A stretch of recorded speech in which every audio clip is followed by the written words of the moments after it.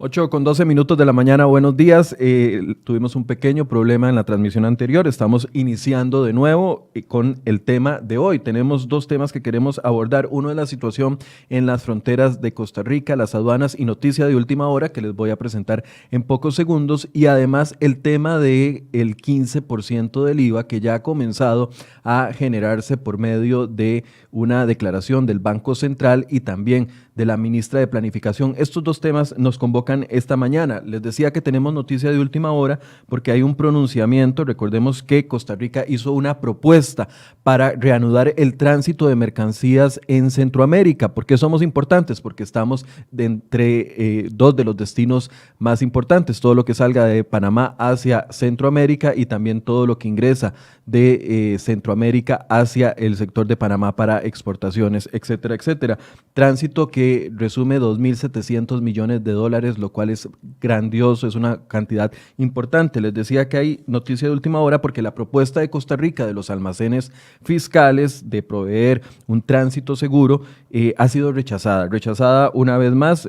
Panamá la aceptó a regañadientes y hoy está reanudando esta situación, pero la administración aduanera de Honduras esta mañana o desde anoche ya dio una declaración donde dice que es inviable la solución que está proponiendo Costa Rica. De la misma forma, también Guatemala, que ha dicho que ya habían manifestado desde el 18 de mayo anterior de que esta solución no es viable. Me acompaña para hablar de este tema don Eli Feinsay aquí en el estudio y también tenemos a don Manrique Loaiziga de la Cámara de Exportadores e Importadores, porque hay temor de que esta falta de acuerdo con Centroamérica no solo nos afecte en la salida y entrada de mercancías, que ya nos va a explicar don Manrique, sino que también duplica los costos de fletes para los importadores y exportadores, anuncian pérdidas millonarias y hasta posibilidad de desabastos y desempleo. Le voy a dar el saludo a don Eli. Buenos días, don Eli. Buenos días, Michael. Buenos días, don Manrique, y a toda la audiencia. Muchas gracias por la invitación. Gracias, don Eli. Don Manrique, buenos días. Muy buenos días. Buenos días a don Eli y a toda la audiencia. Gracias por la invitación. Don Manrique, la semana pasada conversamos usted y yo de que tenían alrededor de 200 camiones varados en el sector de Peñas Blancas que traían mercancías hacia Costa Rica y que eran camiones refrigerados porque son productos perecederos y que eso generaba gran preocupación. Eso lo hablamos martes o miércoles. De martes o de una semana para acá, ¿qué ha cambiado? ¿Ustedes siguen teniendo esa afectación? Bueno, hace una semana hoy los camiones no han sido capaces de caminar 100 metros. Los costos siguen aumentando día a día. Ya no hay 200 camiones.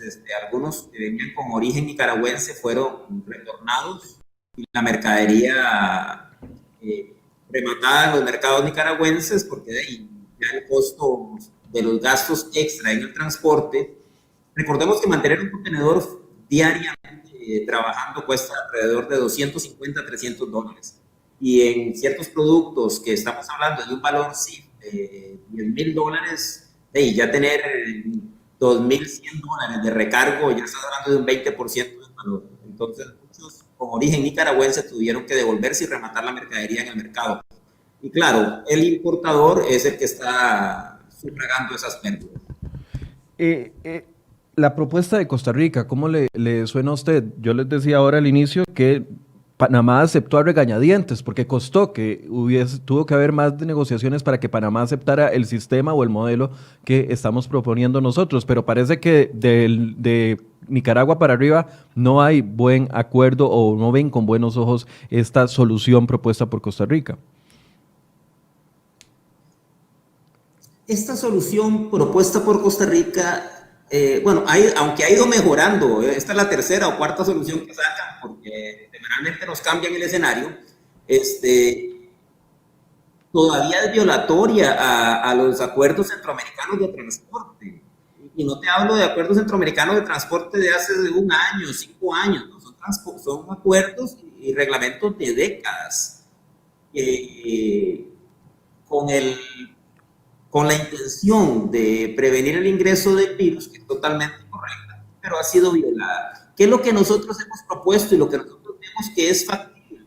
Es revisar, hacerle la prueba a cada camionero cuyo destino destino final sea Costa Rica. La semana pasada el ministro de Salud dijo que en 24 horas fueron capaces de hacer 97 muestras a los costarricenses que vinieron en un crucero. Entonces estamos viendo que el país tiene capacidad de hacer las muestras en 24 horas. En 24 horas, en ese lapso de tiempo, el camionero hace el internamiento de la mercadería en aduanas, el internamiento del camión, el internamiento migratorio. O sea, es un lapso de tiempo totalmente normal y entendible. Lo que pasa que los atrasos estaban de 4 o 5 días para obtener resultados y lamentablemente convertimos en político un problema que era técnico. Don Manrique, ¿hay posibilidad o opción de desabasto de algunos productos que importamos al país? Claro que sí, claro que sí. Y no solamente productos terminados, recordemos que mucho material sanitario de los hogares viene de Centroamérica, pastas de dientes, jabones, papel higiénico, toallas, muchos de esos materiales vienen de Centroamérica. Ni hablar de productos perecederos, ¿verdad? Vamos a tener ciertos problemas con algunos productos, pero también hay que recordar que hay mucha materia prima. ¿A qué me refiero con materia prima? Material de empaque. Ahorita las industrias van a tener que parar porque no tienen con qué empacar los materiales. Incluso medicamentos. Hay mucha gama de productos que ya va a empezar a escasear. Estamos hablando que la frontera tiene técnicamente, va para 15 días de estar cerrada. Ojo, el gobierno dice que la aduana de Costa Rica está abierta, ¿cierto? La aduana está abierta, pero los camiones no están ingresando. O sea, son 15 días de estar parados y los stocks no creo que aguanten mucho tiempo más. La propuesta o la solución que ustedes están viendo entonces es realizar pruebas más seguido, más rápido en la frontera y que los camiones circulen. Y que se sostenga en frontera aquellos... Es simple. Ya vimos que Perdón.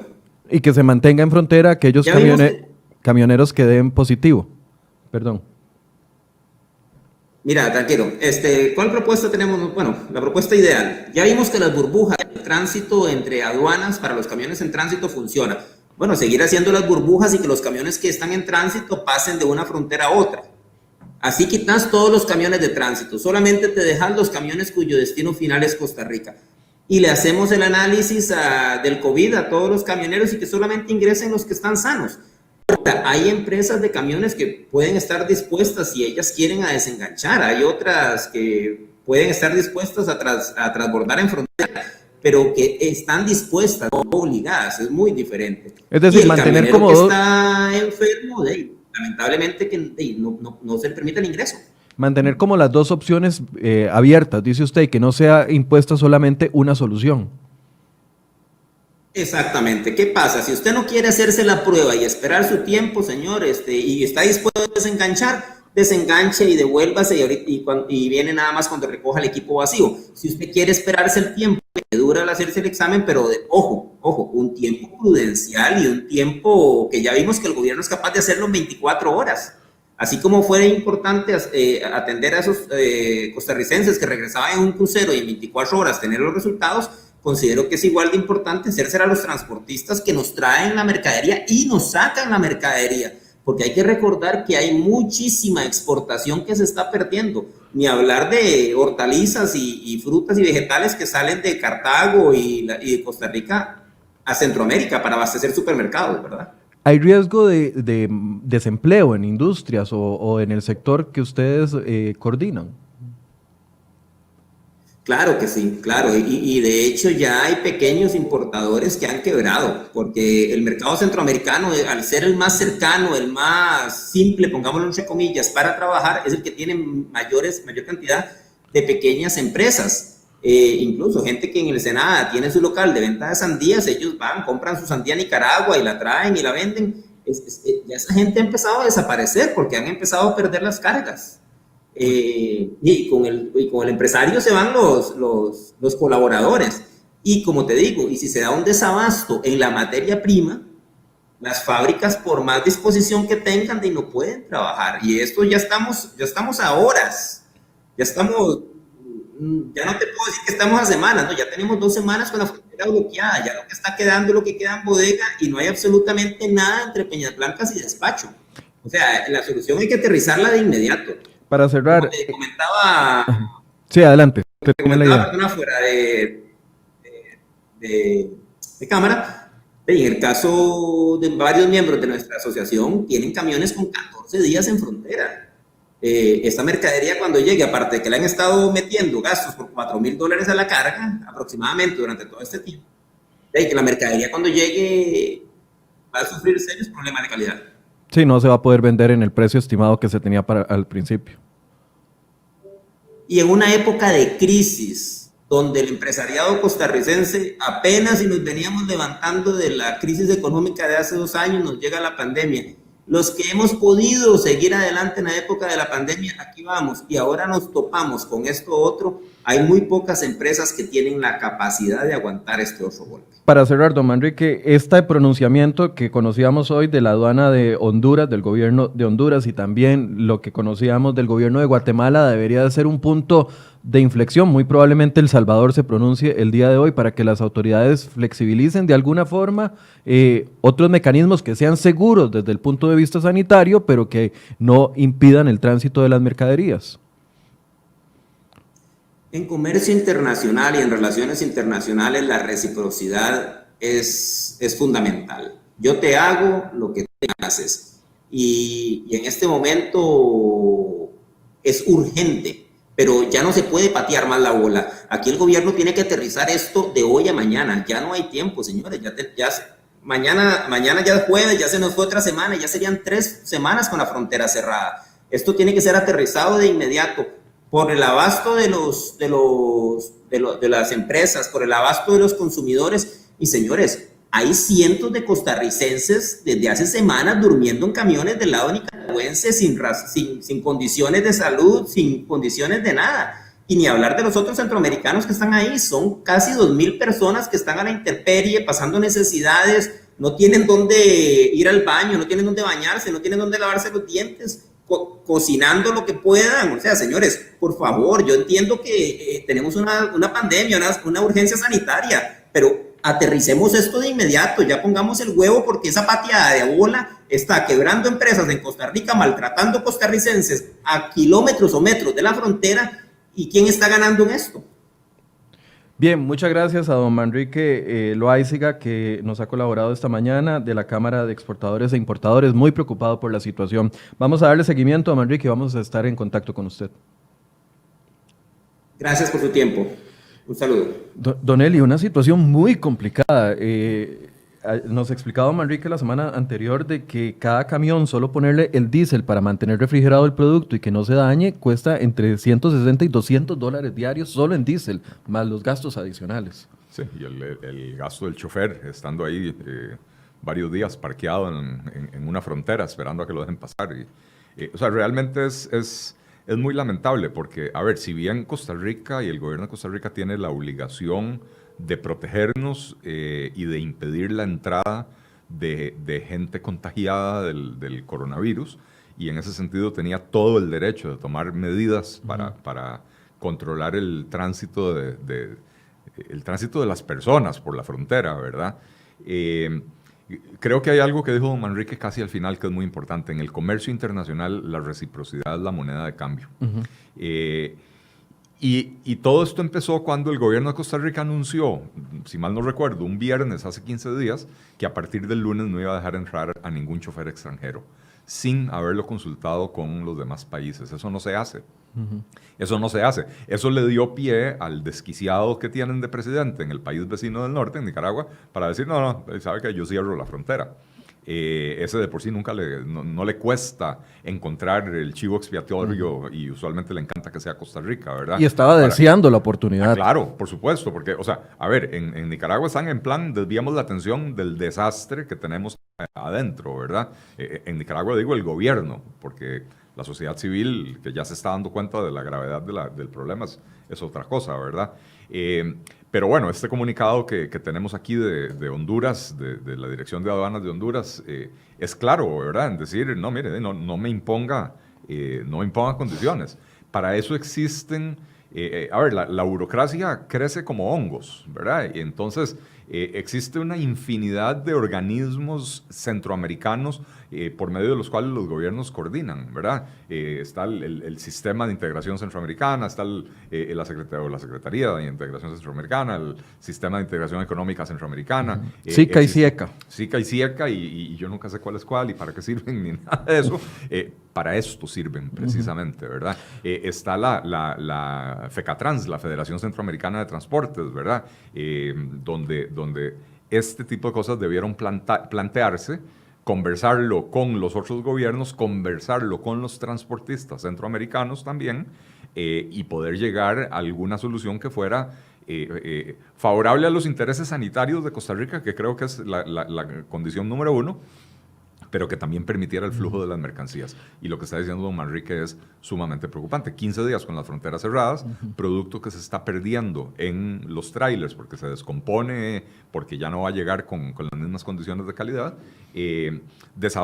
potencial desabastecimiento de algunos productos que consumimos acá, potencial desabastecimiento de productos intermedios, de materias primas que se utilizan en la fabricación de otras cosas aquí en Costa Rica, ¿verdad? O sea, realmente es significativo.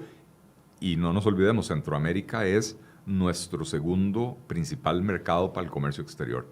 Estados Unidos es el primero, por tamaño y poder adquisitivo, ¿verdad? Pero Centroamérica como región es nuestro segundo destino de exportaciones. Centroamérica, que como región puede andar por 38, 40 millones de habitantes, con un muy bajo poder adquisitivo, es nuestro segundo mercado de exportaciones. Ningún país de Europa, mucho más grandes y mucho más ricos, o sea, con ningún país de Europa comerciamos tanto como comerciamos con Centroamérica como región. Entonces, este cierre de fronteras puede ser fatal para la economía. Tenemos vía telefónica a doña Diala Jiménez Figueres, ministra de Comercio Exterior, a quien le agradecemos que nos acompañe. Hoy un trago agridulce, doña Diala, porque por un lado tenemos el acuerdo con Panamá que reanuda, y esperemos con éxito, hoy la situación, pero por otro lado estamos conociendo un comunicado de la Administración Aduanera de Honduras donde literalmente dice que en Honduras las declaraciones únicas centroamericanas de tránsito iniciadas con códigos de transportistas de Costa Rica y con destino a Costa Rica no van a ser aceptadas. Y por otro lado tenemos un comunicado del gobierno de Guatemala. Quería preguntarle si usted conoce estos dos comunicados, si hay una comunicación oficial por parte de estos dos gobiernos y si ya hay noticia de qué opinan otros países como podría ser El Salvador. Sí, muy buenos días a todas las personas que nos escuchan. Don Eli Feinsack, que está con ustedes. Tenemos un avance, efectivamente, a la situación que presentábamos hace unos días, pues comparado con eso, ayer ya la apertura de los puestos fronterizos de Panamá denota un avance. Esta situación es inédita y efectivamente, como muy bien lo dice don Eli, esto trastoca un socio comercial importantísimo para nosotros, y esas pérdidas comerciales significan angustia, significa posibles desempleo, va más allá que los montos, ¿verdad?, de lo que uno puede incluso calcular o que ya han calculado algunas empresas, sino que van a tocar pues la fibra de muchas familias, incluyendo por supuesto los propios conductores que llevan varados en condiciones difíciles durante días en los territorios fronterizos.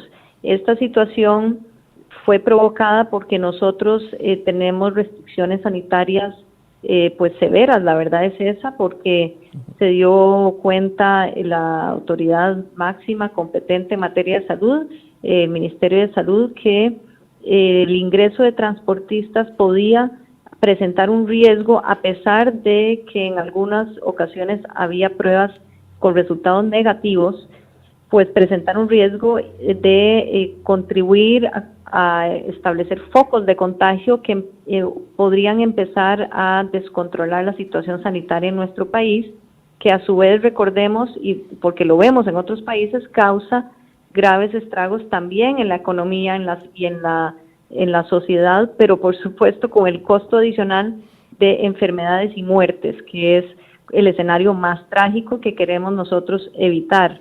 como país, y en eso yo creo que estamos todos de acuerdo. Sí, aquí nadie está ¿Qué es lo que cuestionando las sucede? medidas Que sanitarias. los países con quienes hemos hablado, con todos los de la región, tanto de manera bilateral como en sesiones de Consejo de Ministros, pues a los países les parece que es muy estricta las medidas, que lo que nosotros permitimos, que es ingresar a territorio y dejar la carga en almacenes fiscales, no es aceptable.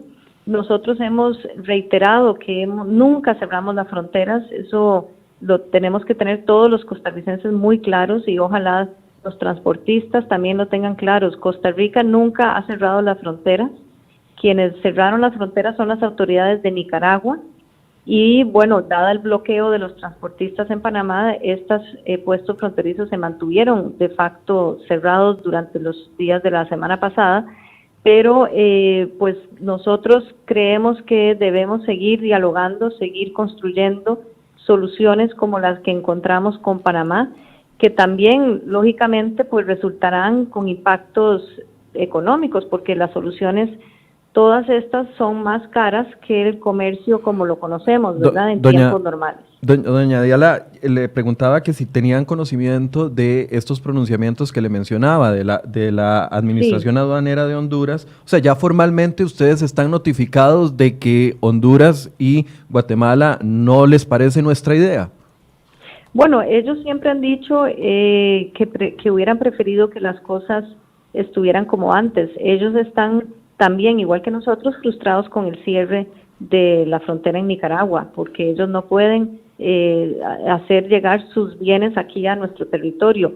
Las medidas recíprocas que están tomando los países ya se habían adelantado como una posibilidad, claro. Es decir, los transportistas costarricenses llegan hasta la frontera y descargan en almacenes fiscales probablemente de los países, ¿verdad? Como lo está haciendo Panamá. Esa medida recíproca era una de las cosas que se esperaba que se tomara por parte de los países para también asegurar sus propias medidas sanitarias. Ahora, ante este panorama, ¿qué vamos a hacer? ¿Estamos dispuestos a extender ese diálogo con esta única opción que estaba ofreciendo el gobierno de Costa Rica? ¿Por cuánto tiempo? ¿Hasta cuánto vamos a aguantar? Y principalmente, ¿hasta cuándo van a aguantar los exportadores e importadores que están muy, muy preocupados por la situación que se está dando y que incluso sugieren de que no se ponga en la mesa una única opción como la que estamos poniendo en este momento, sino que entonces se habiliten otras opciones que permitan poner de acuerdo a la región centroamericana con nosotros? Bueno, nosotros tenemos, la solución no es una única opción, son varias opciones que se construyeron con el mismo sector privado nuestro, ¿verdad? La OCAEP designó dentro de sus cámaras, por ejemplo, a don José Antonio Salas por parte de CRESEX, a don Álvaro Alpizar por parte de la OCAEP, doña Marjorie Lizano de los transportistas unitarios, don Francisco Quiroz de parte de los transportistas, las empresas transportistas, don Oscar Sánchez de los almacenes fiscales. Este grupo de personas y otras personas del sector privado trabajaron conjuntamente con directores y autoridades del sector público para esbozar un plan que buscara un balance entre lo sanitario y lo comercial.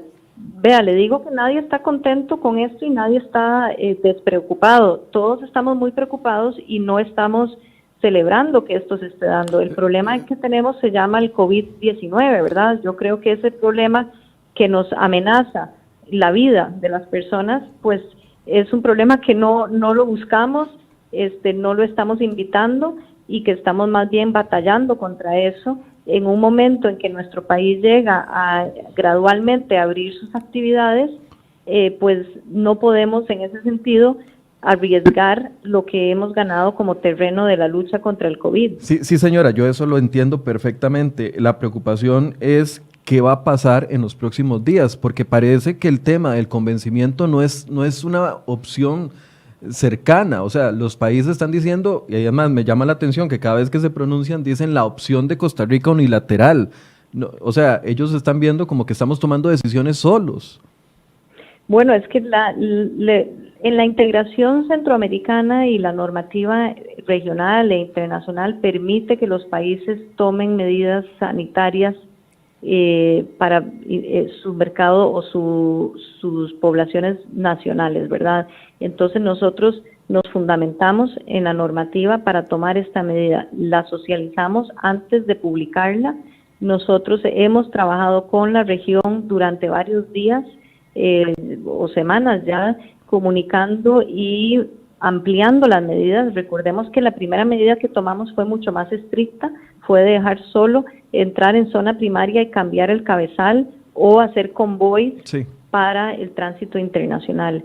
A raíz de esa medida, Nicaragua decidió cerrar fronteras. Si Nicaragua no hubiera decidido cerrar fronteras, no estaríamos en esta tesitura. Sí, señora, pero viendo el panorama y sabiendo las advertencias, incluso UCAEP decía esta mañana que mañana van a tener una reunión con los presidentes de cámaras centroamericanas porque están realmente preocupados y advierten de que la economía, o sea, que no es sostenible seguir manteniendo eso, de que hay posibilidades de desabasto, mayor desempleo en el sector, pérdidas millonarias. O sea, ¿qué estamos dispuestos nosotros a ceder o todavía eso no está planteándose sobre la mesa?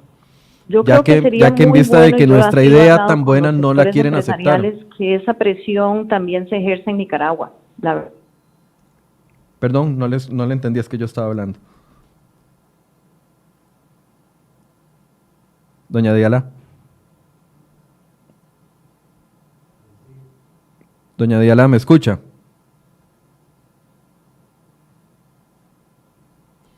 Bueno, parece que tenemos un problema con doña Diala. Si logramos restablecernos, la conectamos de nuevo.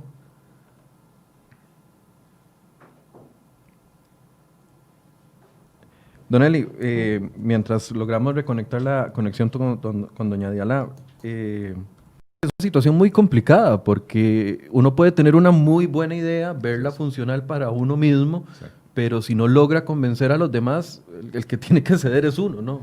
Sí, y a ver, y en términos generales yo creo que la propuesta del gobierno de Costa Rica es muy responsable. Es responsable, no es irracional, y si la hubieran llevado antes de anunciarla, y por supuesto no me refiero a la propuesta de hoy, porque la propuesta ha venido cambiando a lo largo de los 15 días mientras se han venido dando las negociaciones, pero el punto es, si la propuesta inicial se hubiera llevado a los mecanismos de coordinación centroamericana antes de anunciarla, probablemente se hubiera logrado algo similar a lo que ahora se está proponiendo, ¿verdad? Probablemente Costa Rica hubiera llegado con una posición que algunos dirían extrema, ningún transportista extranjero entra, y los centroamericanos hubieran dicho, no, mire, bueno, usted tiene razón, pero ningún transportista entra, es inaceptable para nosotros, hagamos algún mecanismo de desenganche, de transbordo, etcétera, pero haga tests y los que dan negativo, me los deja entrar, me los deja pasar, etcétera, etcétera, etcétera. ¿Qué es lo que están pidiendo ahorita los importadores? Claro,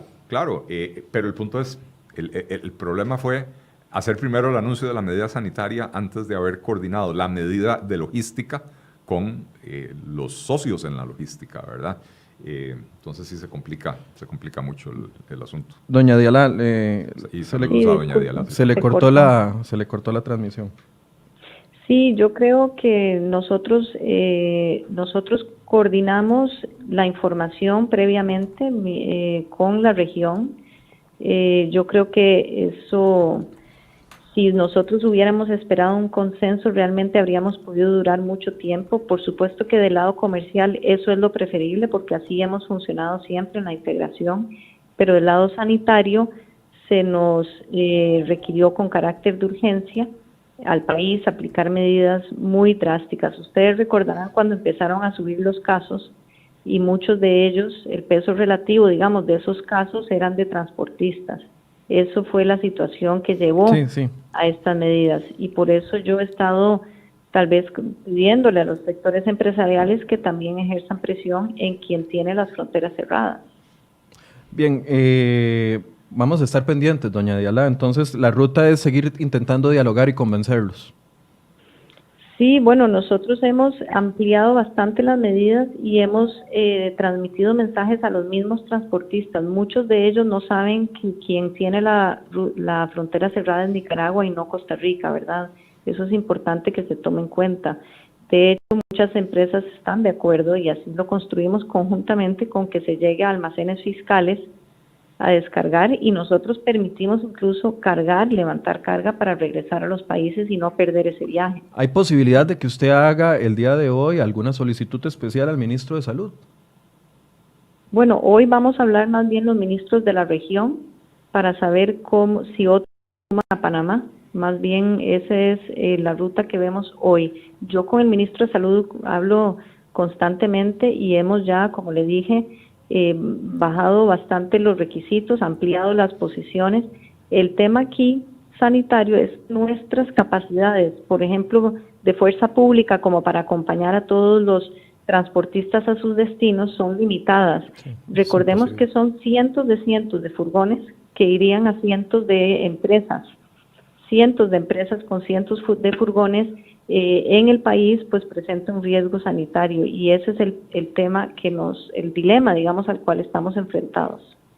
Por último, para cerrar, doña Adela, en la Cámara de Importadores nos decía que se permitan y que se hagan pruebas rápidas de 24 horas en la frontera, que se retome eso que se estaba haciendo al principio, los que no tienen COVID, que sigan a sus destinos y todo parte sin novedad, y los que tienen COVID se quedan en fronteras y listo. Esto agilizaría. Esa opción no está analizándose en este momento, retomar eso de pruebas rápidas en frontera. Vieras que las cámaras han estado con nosotros y con las autoridades de salud, que recuerden es quien lleva la dirección en esta pandemia, y las autoridades de salud han explicado reiteradas veces que el problema de las pruebas es que aún saliendo negativo, usted puede tener un transportista que vaya a las empresas, luego vaya a Panamá, luego regrese y ya tiene el virus. Ese es el problema. Cuando las pruebas se hacen sobre personas que residen en Costa Rica, es más fácil porque se le da trazabilidad y se le puede dar cuarentena. El problema es que el mismo trabajo de los transportistas hacen que se transporten y que pues estén en todo el territorio nacional. Ese es el gran problema que tenemos. El desafío es enorme y nosotros estamos viviéndolo con mucha preocupación y realmente nos reunimos constantemente. Yo me he dedicado con mi equipo 24/7 a este tema durante las últimas semanas porque nos reunimos, vamos a las zonas fronterizas, vamos a los puestos, preparamos todo, hablamos con todos. Realmente hemos tratado de construir opciones que permitan que esto sea viable porque obviamente no queremos que el flujo de comercio se interrumpa para nada, y eso es mi principal trabajo. Bien, muchas gracias, doña Adela, le vamos a dar seguimiento, gracias por atendernos. Sí, con gusto, cuando quieran, muchísimas gracias a ustedes. Doña Adela Jiménez Figueres, quien es la ministra de Comercio Exterior. No sé ni qué pensar en este punto, ¿verdad? Porque estamos en una situación muy complicada, la responsabilidad por un lado, pero por el otro lado la economía ya está en el piso, doblegada, y esta situación la agrava. Sí, no me gustaría estar en los zapatos de la ministra. No. Ciertamente tiene una situación muy difícil, ¿verdad? Porque este es el literal entre la espada y la pared, porque por un lado tiene la espada del tema sanitario y tiene del otro lado la pared centroamericana, y ella es la que está ahí en el centro, ¿verdad? Con una capacidad limitada de toma de decisiones, porque las decisiones las toma salud. A final de cuentas, las decisiones las toma salud, ¿verdad? Pero además, las decisiones hay que consensuarlas con una región centroamericana donde empiezan a aflorar resentimientos y tensiones históricas y qué sé yo, y entonces no necesariamente,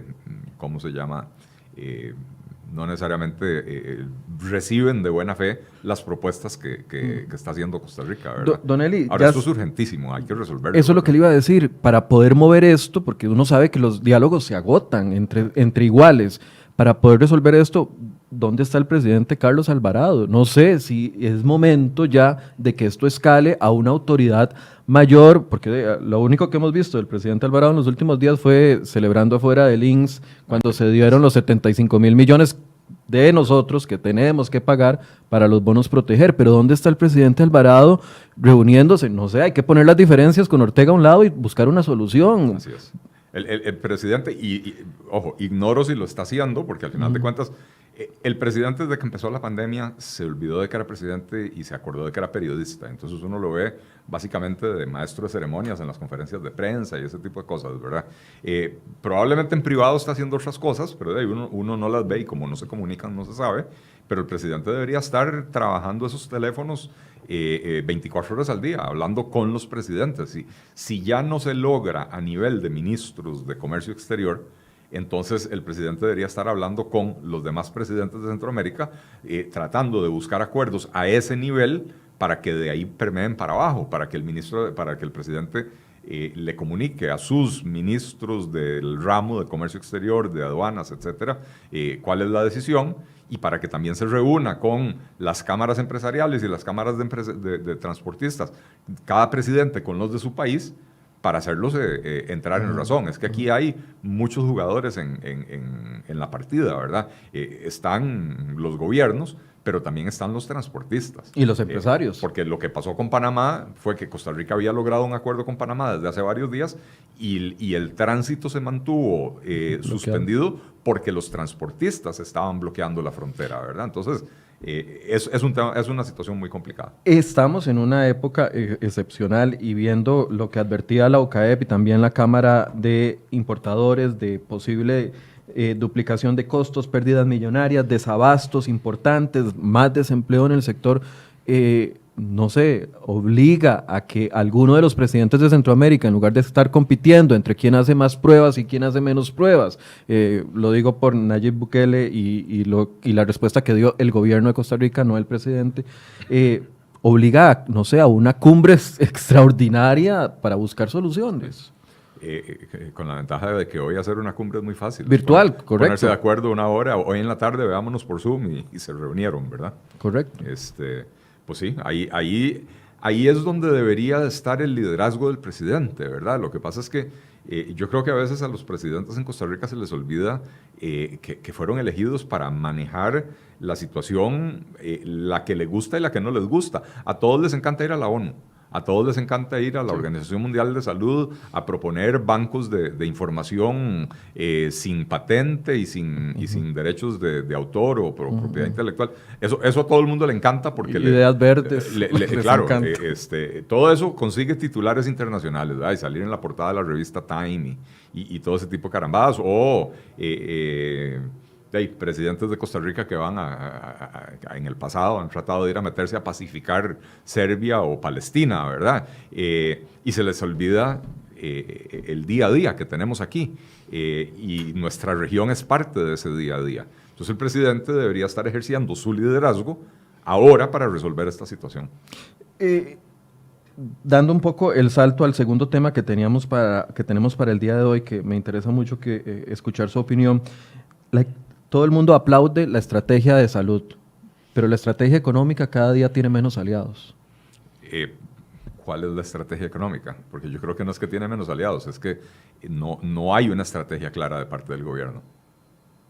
Y entonces es difícil aliarse a algo que uno no conoce, a algo que cada día cambia, ¿verdad?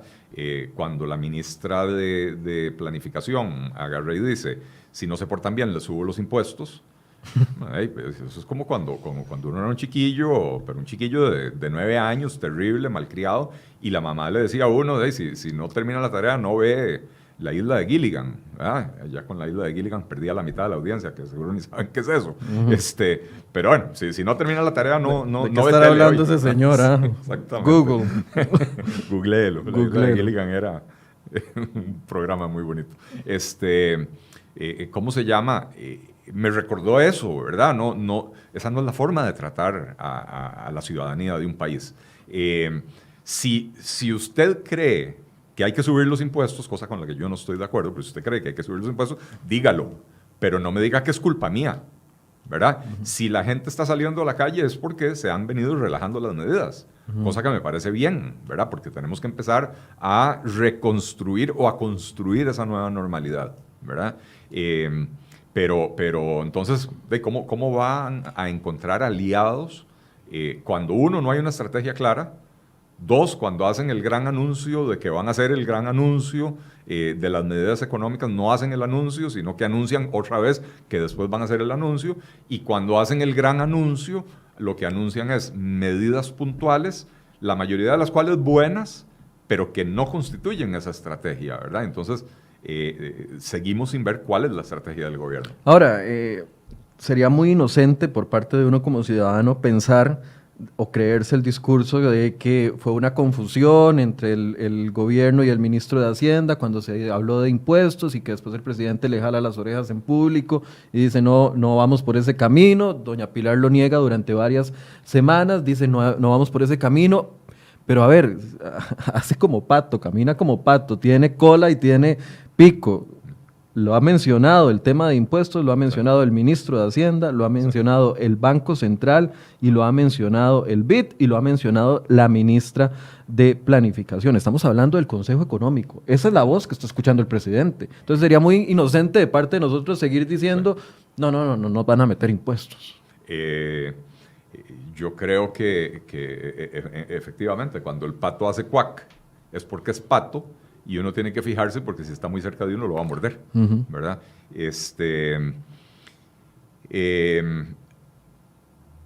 Le va a costar mucho, o sea, si esa es la estrategia del gobierno, le va a costar mucho encontrar aliados, porque no podemos seguir poniendo la carreta delante de los bueyes. En Costa Rica seguimos con esta necesidad de, hace falta plata, subamos los impuestos, como que si hubiera un barril sin fondo del cual sale la plata de los impuestos, como que si no tuviera un efecto económico importante la subidera de impuestos. Hace un año y medio, porque llegamos a una situación extrema y estábamos al borde de un precipicio, finalmente se aprobó una reforma fiscal. Esa reforma fiscal produjo un incremento importante de la recaudación. La recaudación el año pasado tuvo un crecimiento excepcional, muy por encima de la inflación, muy por encima del ritmo de crecimiento de la economía. Y ojo, no es normal cuando una economía está ralentizada, como la economía costarricense venía antes de la pandemia, usualmente la recaudación tiende a caer o por lo menos a no crecer mucho, ¿verdad? Creció porque se aprobó la reforma fiscal y sin embargo el año pasado tuvimos el déficit fiscal más alto desde que se terminó la crisis de los años 80. Y esto refuerza algo que los economistas hemos venido señalando desde hace mucho tiempo, algunos economistas hemos venido señalando desde hace mucho tiempo. Cuando usted estudia, cuando usted analiza la historia económica de Costa Rica, cada vez que ha habido un incremento en la recaudación, por el motivo que sea, ya sea porque hubo una reforma fiscal y entonces hay nuevos impuestos, o porque hubo un periodo de bonanza económica que produjo una recaudación extraordinaria, cada vez que ha sucedido eso, el, digamos, supuesto beneficio de la mayor recaudación se dilapida en pocos años. Sucedió durante el gobierno de Figueres, que hubo una reforma fiscal en aquel momento, si mal no recuerdo, fue cuando se creó el impuesto único de los combustibles, me parece, o... No recuerdo, pero en el gobierno de Figueres en el gobierno de Figueres lo que sí recuerdo es que hubo una reforma fiscal que produjo un brinco de la recaudación de un año al otro de un punto porcentual del PIB, ¿verdad? Que es importante. Y a los 3-4 años ya otra vez el déficit fiscal había vuelto a crecer. Claro, ¿verdad? Es que si hay plata hay gasto. Cuando hay Está la tentación de gastar y gastar y gastar y gastar. Ese es el problema, que esa es la mentalidad del sector público costarricense. Si hay plata, entonces gasto. Durante el periodo de los primeros 2 años del gobierno de Oscar Arias, sin reforma fiscal, hubo un crecimiento importante de la recaudación, en buena medida porque había ahí sí una bonanza económica y entonces el dinamismo de la economía hacía que creciera la recaudación. También me parece que hubo un esfuerzo importante por parte de Hacienda en ese momento de socar tuercas y apretar tornillos y eliminar un poco de la evasión, ¿verdad? Y entonces eso produjo un aumento en la recaudación, pero ya sabemos qué pasó a partir del 2008-2009, ¿verdad? Se disparó el gasto público. En el 2018, en diciembre del 2018, aprobamos una subida de impuestos y en el 2019 terminamos con el déficit fiscal más alto de los últimos 40 años. Pero por eso, ya se tiene que cortar o tenemos que dejar en el pasado, dar el paso adelante y decir, bueno, ya la gloria de la aprobación de una regla fiscal, una regla fiscal una reforma fiscal. Ya, o sea, la situación es hoy, no es lo que logramos hace 6 meses. Hoy es donde se necesita ¿qué? Recorte de gasto público. El tema es que nunca hemos hecho el esfuerzo del recorte del gasto público. Si un mérito tuvo la reforma fiscal del 2018, es que, a diferencia de todas las anteriores propuestas de reforma fiscal, la del 2018, si bien subía los impuestos, también tenía medidas significativas, no de corte del gasto, de contención del gasto. Y entonces ya eso era un cambio, y era un cambio bienvenido, ¿verdad? Los cambios que se introdujeron, por ejemplo, en la forma del cálculo de las anualidades, eso tiene un impacto importante. No es un recorte del gasto, es contención del gasto, pero sí tiene un impacto significativo. Lo que pasa es que ahora ya empezamos a ver también que esas medidas las están empezando a diluir, ¿verdad? Y entonces... le aprobamos el levantamiento de la regla fiscal a las municipalidades. En contra de la recomendación del ministro de Hacienda. Y de la Contraloría. Y de la Contraloría General de la República. Y entonces ahí es donde nos damos cuenta de que no existe la menor intención de tener una actitud de responsabilidad fiscal. No la hay. Ahora están empezando a ver cómo hacen para zafarse de la regla fiscal. La pandemia les ha dado una magnífica excusa para zafarse de ella. Eso está incorporado en la ley, ¿verdad? Pero me parece que la pandemia también nos obliga a cuestionarnos, Michael, ¿cuál es el tamaño del Estado costarricense? Ya no que queremos y ya no que necesitamos. ¿Cuál es el tamaño del Estado costarricense que nos podemos dar el lujo de tener en vista de las circunstancias, con una economía que está cayendo, con una economía que se va a contraer? Si el gasto público no disminuye y la economía se contrae, entonces, por pura matemática, ¿verdad? Porque usted tiene el denominador haciéndose más chiquitillo y el numerador se queda constante, hace que porcentualmente el gobierno pase a tener mayor peso, ¿verdad? La economía se encoge, pero el gobierno se quedó del mismo tamaño. Bueno, hoy traemos una nota en portada sobre la contracción de los meses de marzo y abril que hizo nuestro compañero Luis Valverde, 60,000 millones menos en ingresos del Estado por temas tributarios. Y ¿cómo se llama? Y creo que los ingresos tributarios son la puntita del iceberg, ¿verdad? Porque si cayó la recaudación en 60,000 millones de colones, imagínense lo que eso significa en términos de cuánto cayó la producción para que caiga la recaudación en ese monto, ¿verdad? Entonces, eso es lo más preocupante. Lo más preocupante es que si el gobierno está recaudando menos es porque el sector privado está parado, está varado, hay empresas que están cerrando, hay otras que están funcionando a mitad de máquina, etcétera, ¿verdad? Y todo lo que eso significa en términos de desempleo, en términos de pobreza, en términos de inseguridad, ¿verdad? Y entonces no importa si es el BID o si es la ministra de Planificación, anteriormente fue el ministro de Hacienda y el presidente del Banco Central, aunque ahora hay un comunicado de prensa en el sitio web del Banco Central donde el presidente del Banco Central niega haber dicho que él quería subir los impuestos ahora, ¿verdad? Pero tener a toda esta gente diciendo que hay que subir los impuestos cuando no hay el menor esfuerzo por hacer el recorte del gasto, la reforma del Estado. Nos presentan una reforma de empleo público que no toca los privilegios de los funcionarios existentes, únicamente modifica la forma de remunerar a los futuros funcionarios. Entonces, otra vez, no hay un ahorro. No hay un ahorro, hay una contención del gasto a futuro, ¿verdad? Y entonces, mientras no haya ese esfuerzo de ahorro, ponerse a hablar de impuestos, de subir impuestos, me parece que es insensato. En este momento deberíamos más bien de estar pensando en cómo hacer para hacer una reducción temporal de impuestos para tratar de que a la gente le quede más dinero en el bolsillo para que entonces ese dinero lo puedan usar para comprar arroz, frijoles y lo que necesiten para sobrevivir. Con lo cual también las empresas que hoy están a media máquina tal vez puedan empezar a reactivarse un poco más rápidamente. Lo que pasa es que ¿cómo hacemos para rebajar los impuestos temporalmente, lo cual reduce aún más la recaudación? si el gobierno no está dispuesto a hacer ningún esfuerzo de control del gasto, ¿verdad? Entonces hay que ponerle el cascabel al gato. Es decir, nos están aplicando una reducción de ingresos como país y queremos seguir gastando como cuando teníamos los ingresos suficientes para. Así es, así es. La ruta, don Eli, a mí me sigue preocupando de que primero no hay recorte de gasto, dos, ninguno, o al menos usted me corrige si reconoce alguno, pero ninguno de los proyectos de ley que se estén discutiendo en este momento o que estén en proceso o ideas que estén avanzando van por ese camino de reducción. No, ninguno. No hay nada, ninguno. O sea, el PAC impulsando ahora el tema de los alquileres, que se les perdone los alquileres a las personas que no puedan pagarlo.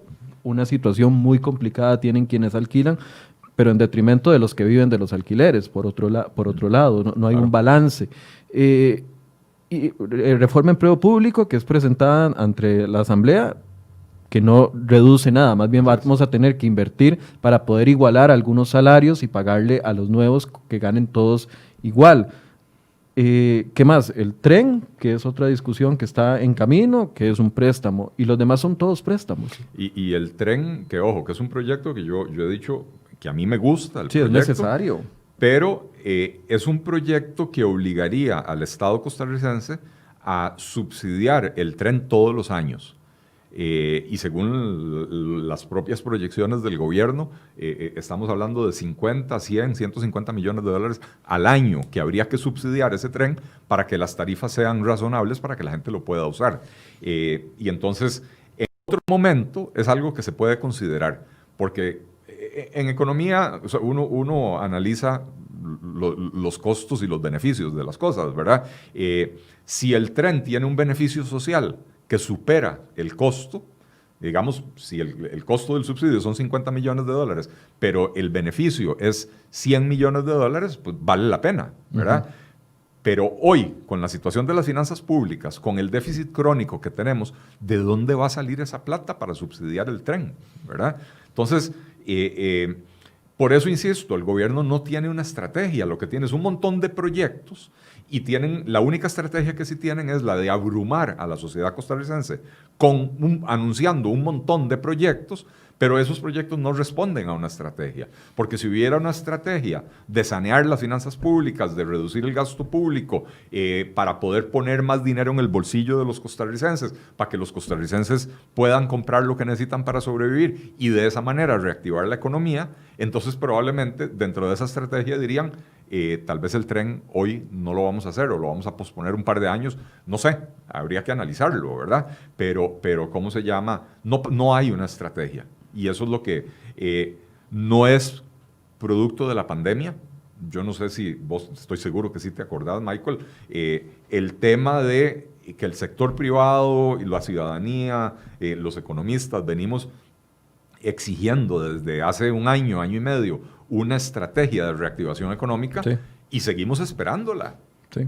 Y seguimos esperándola, y el gobierno anunció, ya no me acuerdo, que junio del 2018 iba a ser el mes de la reactivación económica, y no pasó nada, y después vino diciembre del 2018, aprobaron los impuestos, y cualquier economista, por más básica que sea su formación, sabe que cuando usted sube los impuestos, le mete un freno a la economía, y eso lo vimos en la economía costarricense el año pasado, que tuvo un crecimiento bastante ralo, ¿verdad? Un crecimiento del 2.1%, cuando el promedio de la última década había sido de un 3,5%, que ya de por sí era malo, porque el promedio de la década anterior había sido de 4.9%, ¿verdad? O sea, la economía costarricense ha venido perdiendo fuelle, perdiendo velocidad, y seguimos sin ver esa estrategia de reactivación. Entonces ya esto es una cuestión que trasciende a la pandemia. Ahora, a ver, si seguimos gastando como estábamos acostumbrados, siguen gastando porque es la dirección del gobierno en este momento, gobierno de turno, uno no tiene ni posibilidad de incidir en lo que se vaya a gastar o no. Si ellos se mantienen empecinados en que van a seguir con todo porque el recorte de gastos ha sido de 170,000 millones, que yo lo he dicho en varias ocasiones, en un presupuesto de 10.5 billones, eso no es nada, eso es absolutamente nada. No solo no es nada, Michael, no es un recorte real. Es solo para decir que estamos recortando. Es que ese recorte, esos 170,000 millones de colones, no es que alguien se sentó y dijo, veamos a ver de dónde podemos sacar plata. O sea, veamos a ver qué programas podemos cerrar, reducir, etcétera, para generar ese ahorro. No, lo que pasó fue que vino la pandemia. La pandemia puso al país en un estado de animación suspendida, y entonces hay muchas actividades del gobierno que no se pueden llevar a cabo. Porque, a ver, ¿qué fue de lo primero que pasó? Se suspende el año escolar. No, bueno, se pone en suspenso, digamos, en pausa. Y eso provocó que el Ministerio de Educación no contratara, el Ministerio de Educación siempre a principio del año escolar contrata a varios centenares o miles de maestros nuevos todos los años. Y entonces este año no se contrataron.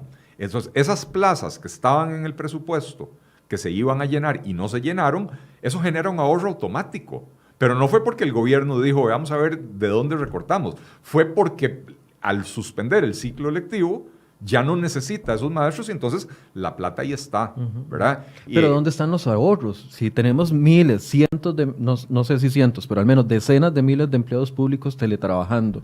Las facturas de luz, de agua, de servicios, de teléfono. Bueno, esos son los 170.000 millones de colones. Por eso es una gota en el mar, ¿verdad? No es, como vos bien lo decías, en un presupuesto de 10.4 billones de colones, 170.000 millones de colones es nada, ¿verdad? Un confite. No hay un verdadero esfuerzo, y no hay el esfuerzo. Esos 170.000 millones son producto, en su mayoría, son producto de esto que estoy diciendo. Actividades que el gobierno tenía programadas y que ya no va a poder hacer. En el Ministerio de Relaciones Exteriores, de todos los viajes, porque es un ministerio, y en el COMEX, son ministerios que por la naturaleza de su trabajo tienen que estar viajando todo el tiempo.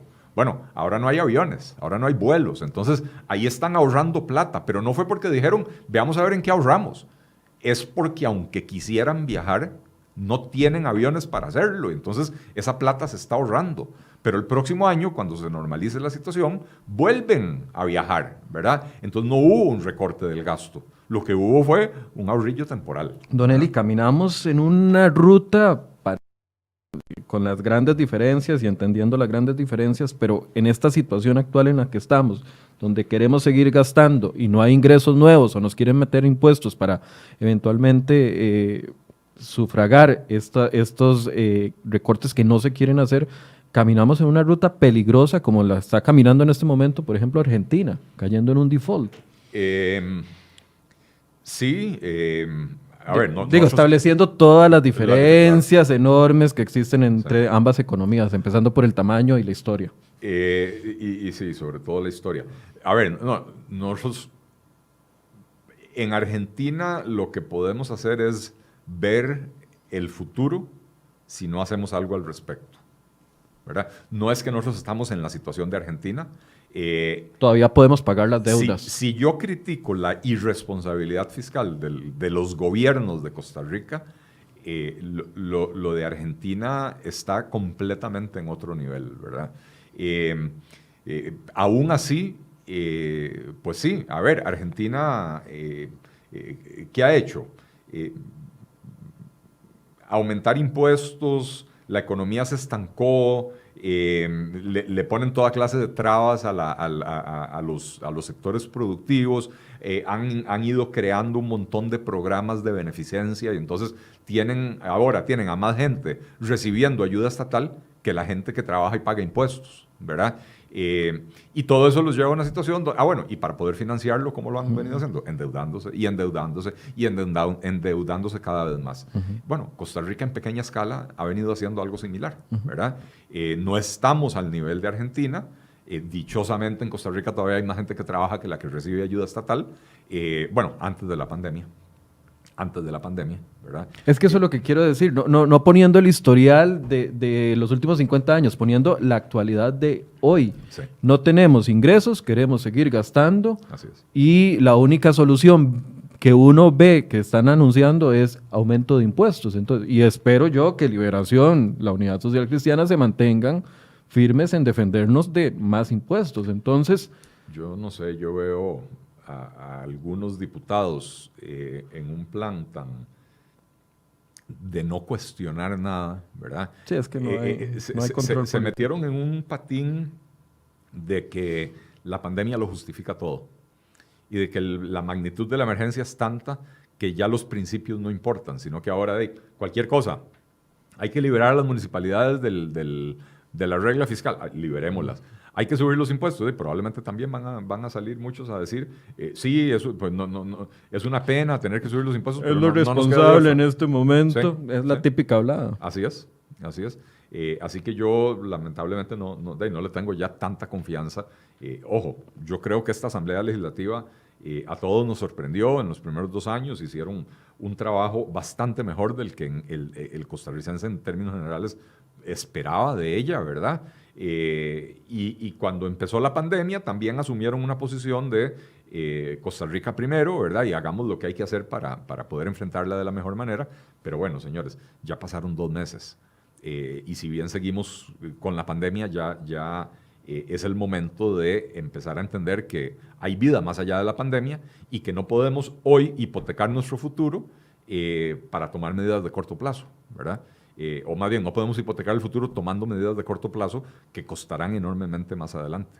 Y entonces sí, el crecimiento de la deuda, el crecimiento del gasto público, la creación de nuevos programas sociales que han sido una necesidad en la pandemia, pero no son gratis. No son gratis. Salgamos de esa fantasía de que Así la plata crece en los árboles y que estas ayudas sociales nos están saliendo de gratis. O sea, es una inversión como país que estamos haciendo. Es una inversión que estamos haciendo con recursos que no tenemos, con la recaudación del gobierno cayendo, cuando ya de por sí partíamos de un déficit fiscal altísimo, ¿verdad?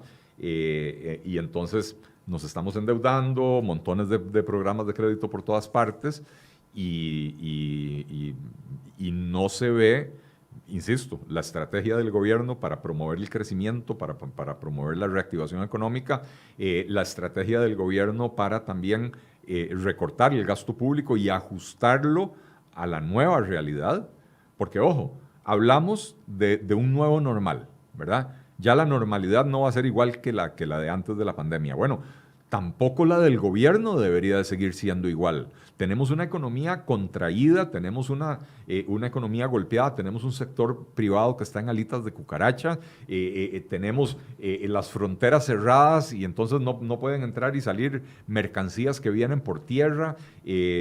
Realmente estamos en una situación muy complicada como para que el gobierno siga actuando como que si la cosa no es problema del gobierno, ¿verdad? Para ir cerrando, Don Eli, entonces, ¿cuál es la ruta? Porque, a ver, por ejemplo, ayer la Sala Cuarta daba una noticia que aquí debatimos durante mucho tiempo con diferentes posiciones sobre la vialidad o la legalidad del salario escolar. Ayer la Sala Cuarta, 6 magistrados, uno propietario, 5 suplentes, dan un espaldarazo al salario escolar. Sí. Muy bien, ya lo resolvió la Sala Constitucional, como el tema del matrimonio igualitario. Si ya lo resolvió, lo tenemos que aceptar. No nos queda de otra. Pero si no hay ingresos, ¿de dónde pagamos ese salario escolar? Bueno, tal vez la situación... Lo que quiero decir, perdón, no sé si me expliqué bien. Sí. Podemos seguir defendiendo de que el Estado permanezca íntegramente como está. Pero si no hay recursos, eventualmente un pronunciamiento de la Sala Constitucional que diga que no se puede eliminar el salario escolar o que alguien que diga no se puede eliminar la planilla, la realidad nos va a pegar una cachetada en la cara y nos va a hacer entender de que la legalidad está ahí, pero la realidad económica es otra. Así es. Tal vez, Michael, el ejemplo que más nos debe de servir para reflexionar no es el de Argentina, aunque lo tenemos más cerca en el tiempo y en la distancia. El ejemplo que nos debe de servir es el de Grecia, hace, ya no sé, 10 años fue más o menos. Sí. Porque Grecia siguió una ruta muy similar a la que ha venido siguiendo Costa Rica, de hacer crecer el aparato público, de mejorar las remuneraciones de los funcionarios públicos, de ofrecerle a la gente que el gobierno o el Estado les resolvía el problema, ¿verdad? De ponerle trabas al sector productivo, etc. Y es la ruta que ha venido siguiendo Costa Rica. Y en Grecia los detonantes de la crisis fueron muchos, pero el momento en que la gente común captó que estaban verdaderamente en problemas, Michael, fue el día que el gobierno se quedó sin plata para pagar pensiones. Y entonces, como las pensiones las retiraban en cajero automático con una tarjetita de débito, de crédito, de lo que fuera, ¿verdad? Las filas de adultos mayores esperando en los cajeros automáticos para poder retirar su pensión y salían frustrados porque no había plata, ese fue el día que la sociedad griega cayó en cuenta de que ya la situación se había vuelto insostenible. Y a partir de ese momento, paulatinamente empezaron a haber más y más viejitos durmiendo en la calle porque no podían pagar sus alquileres o sus viviendas o lo que fuera, ¿verdad? Y de ahí la situación se terminó por deteriorar, ¿verdad? ¿Qué es lo que quiero decir con esto? Es que uno puede hablar de cifras económicas, pero las crisis económicas tienen una dimensión humana muy fea y muy grave, ¿verdad? Y en Costa Rica ese es el camino que hemos seguido, el camino de Grecia. En Grecia también tenían en las instituciones públicas jardineros que ganaban más que los ministros, como tenemos aquí en Costa Rica. Como los ¿verdad? choferes de la UCR Como o los tráficos de la UCR. Exactamente. Y entonces, bueno, Grecia cayó en una situación, una crisis profundísima de la cual lo tuvieron que rescatar la Unión Europea, el Fondo Monetario Internacional, el Banco Mundial, etcétera, con condiciones muy duras, ¿verdad? Con condiciones de reforme, reajuste, reduzca el gasto público, reduzca la planilla estatal, y si nosotros no hacemos algo por nuestra propia cuenta, vamos a caer en ese precipicio. Y entonces van a venir los organismos internacionales a decirnos lo que tenemos que hacer y nada de caritas. Y nada de caritas. Voy a leer algunos comentarios antes de cerrar. Gaby Ugalde nos dice, en las fronteras deben de llevar más personal para hacer las pruebas en mayor cantidad y más rápido. Usar al personal de la caja como los odontólogos que en estos momentos no están atendiendo pacientes, es una opinión. Doña Roxana Sosa dice, lo que sucede en Costa Rica, dicen los hermanos centroamericanos, es que Costa Rica no llega a dialogar, sino a imponer. Comentario de doña Roxana Sosa. Eric Villegas dice, el abordaje ha sido excelente debido a que el sistema de salud costarricense es uno de los más robustos del mundo y esto no nació ayer desde el grandioso sistema de vacunación. Esto no es un logro del PAC. Dice Mauren González, la gente no hace caso, liberan todo el comercio y restringen las reglas y salen un montón de contagiados y va a ser culpa del gobierno, mejor mantenerse así. Y hay varios comentarios en ese sentido. Vamos a darle seguimiento, tal vez don Eli, una conclusión sobre los dos temas que definitivamente hoy van a ser temas de qué hablar. Por cierto, sí. Mañana viene Pilar Garrido, doña Pilar Garrido, ministra. Vamos a conversar sobre el tema de impuestos. Bueno, son dos temas distintos, pero que al final de cuentas están muy relacionados. Yo creo que nos hemos querido tragar en Costa Rica una falsa dicotomía, de que hay una contraposición entre la salud y la economía. No la hay. Que hay que matar la economía para que la salud funcione. Hay que matar la economía para que las personas sobrevivamos. No, eso no es cierto, eso no funciona así. Para tener un sistema de salud robusto, usted necesita tener una economía robusta que lo financie, ¿verdad? Claro. Y entonces, como decía uno de los comentaristas, el éxito en enfrentar la crisis sanitaria se debe a las inversiones que hicimos a lo largo de muchas décadas en un sistema de salud pública robusto. Y eso es cierto y eso hay que reconocerlo. Bueno, si hoy por darle preponderancia a la parte sanitaria matamos la economía, la próxima vez, que ojalá no se repita, pero la próxima vez que tengamos una situación de estas, no va a haber plata que alcance para que el sistema sanitario del país enfrente la pandemia con tanto éxito como esta vez, ¿verdad? Y esto no quiere decir que entonces hay que relajar las medidas y que no nos importe que la gente se muera. Es que a mí me hace gracia, es que la gente dice, si no hacemos esto, entonces que se muera todo el mundo. No estamos diciendo eso. Sí, no, exactamente. No se está diciendo eso. No estamos diciendo eso, estamos diciendo que los países alrededor del mundo y Costa Rica también están ensayando, porque algo que tenemos que entender es que esta pandemia es una situación tan nueva que es más lo que no sabemos que lo que sí sabemos. Entonces, cuando los gobiernos anuncian medidas de relajamiento, en realidad están ensayando, están poniendo a prueba lo que creen que es la mejor manera de relajar el confinamiento y reactivar la economía. Y entonces podemos observar lo que han hecho en otros países. China se relajó y de pronto le apareció un foco de contagio en otra región del país. Pero bueno, hay países que han enfrentado la crisis de diferentes maneras y podemos observar lo que están haciendo otros países y tratar de aprender de lo bueno que hicieron y también aprender de lo que no hicieron bien para no repetirlo, ¿verdad? Pero sí es necesario que le pongamos mucha atención a la situación de la economía costarricense porque hoy en día tenemos por lo menos 440,000 personas ya recibiendo bonos proteger y hay otros 200 o 300,000 más que 400,000 más. 400,000 más que ya solicitaron los bonos proteger. La plata no va a alcanzar. Digo, y que eso va a ser una bronca que nos va a explotar en mes y medio, porque ya están depositando el segundo bono proteger. Claro. Viene el tercero, es decir, para el mes de julio, y ya no hay cuarto, a menos de que se extienda el plazo, que no sabemos si se va a extender y principalmente dónde va a salir esa plata. Yo ahora no recuerdo los cálculos iniciales, pero cuando se habló del bono proteger, si mal no recuerdo, se hablaba de más o menos unas 300,000 ayudas por 3 meses. Y ya vamos por 800,000 y no por 3. Va a haber que prolongarlo, ¿verdad? Entonces el costo de esto es 3 o 4 veces lo que se había estimado originalmente. Okay, una vez más, ¿de dónde sale la plata? Ya dijimos que salario escolar ya murió porque ya la sala cuarta lo resolvió, pero solo el salario escolar, Michael, representa un gasto de 140 millones de colones al año.